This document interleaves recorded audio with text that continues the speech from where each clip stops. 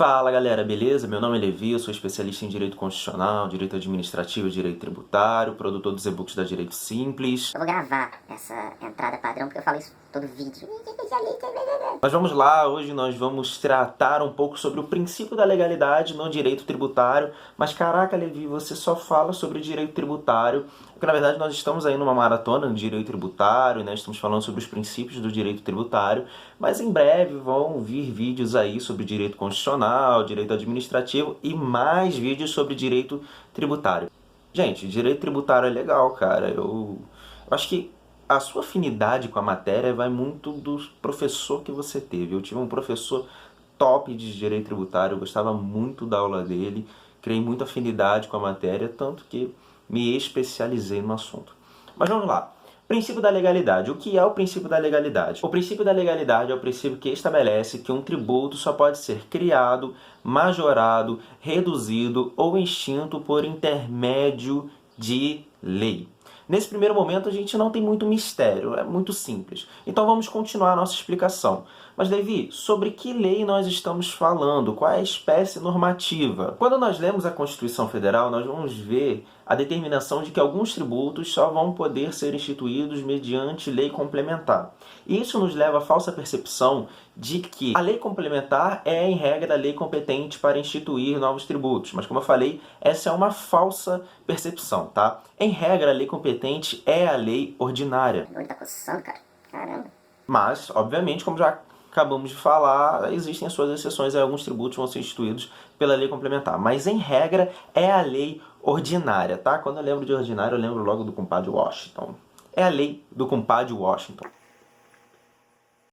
Mas nós precisamos entender alguns aspectos que podem causar confusão.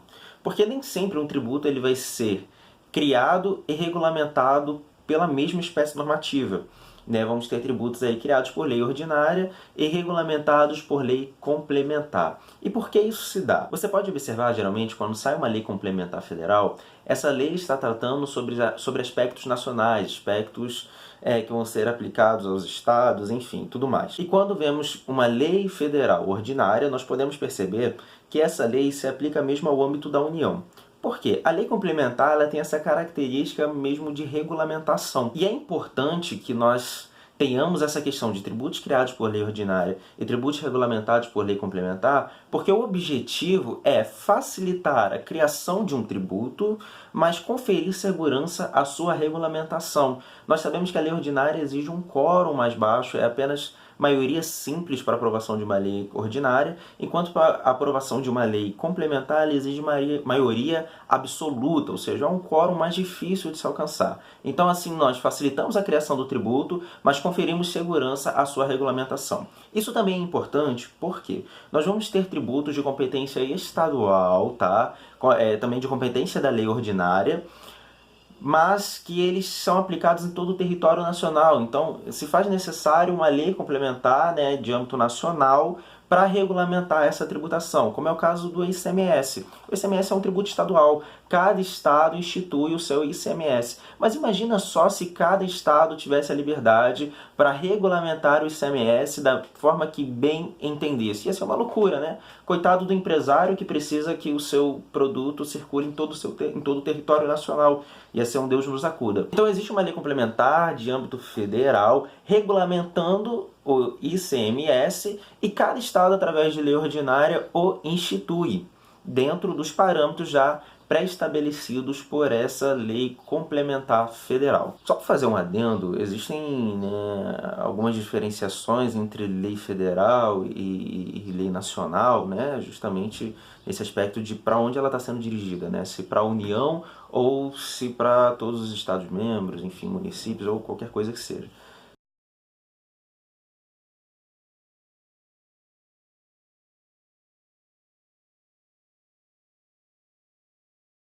Nós não vamos fazer a diferenciação nesse vídeo, em vídeo oportuno nós vamos fazer, nós falamos sobre isso. Nesse momento, tenha em mente só o que a gente está focando, que é o princípio da legalidade, tá? Nós sabemos que matéria de lei complementar não pode ser objeto de medida provisória.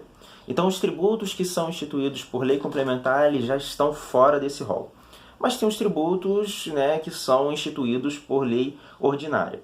matéria de lei ordinária pode ser objeto de medida provisória, tá? O que nós precisamos nos atentar é o seguinte: quem é que edita a medida provisória? É o presidente, né? Então, quando nós falarmos em tributação através de medida provisória, nós vamos falar basicamente de tributação federal.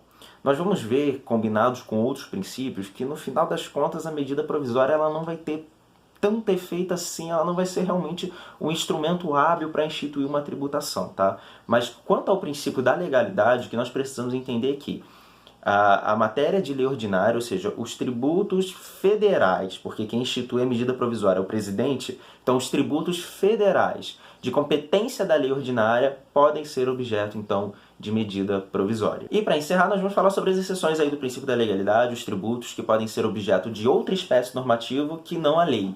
E essas exceções são imposto de importação, imposto de exportação, imposto sobre operações financeiras, imposto sobre produtos industrializados, e ICMS combustíveis e CID combustíveis.